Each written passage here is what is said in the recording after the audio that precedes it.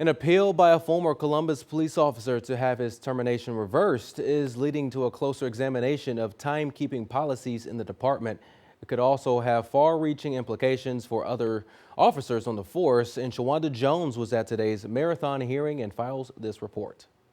In a hearing that lasted over 4 hours, former Columbus police officer Aaron Andrews asked the board to reverse his termination from the department. Andrews was fired for reportedly using a mobile app to clock in and out of work while he was outside of city limits. During the hearing, Andrews admitted to doing that.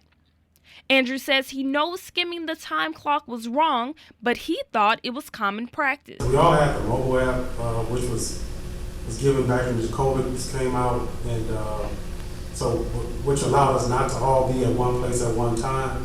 So it wasn't uncommon for, despite the briefing starting at 8 o'clock at the time I was there, for people not to come in or not to show up, but to already be clocked in. Department policy only allows investigators to use the app, which uses biometrics and GPS coordinates to track location to clock in and out remotely. Patrol officers are not permitted to use the app. As a police officer, you're held to a higher standard, and certain things are not going to be tolerated. And the people of the city of Columbus wanted a change in the police department. They wanted a police department with pride. They wanted a police department with integrity.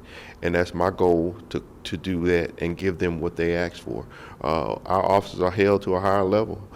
We make mistakes, true. Are we human? Absolutely. If an officer makes a mistake, we're going to deal with it. But if an officer does something intentionally, we're going to deal with it too. Andrews continued using it as a patrol officer after he left the investigation division. He says other officers did the same, and he shouldn't be the only person reprimanded. Columbus Police Chief Joseph Daughtry says former and current officers will be held responsible for their misuse of the app. In this hearing, it was brought up several names.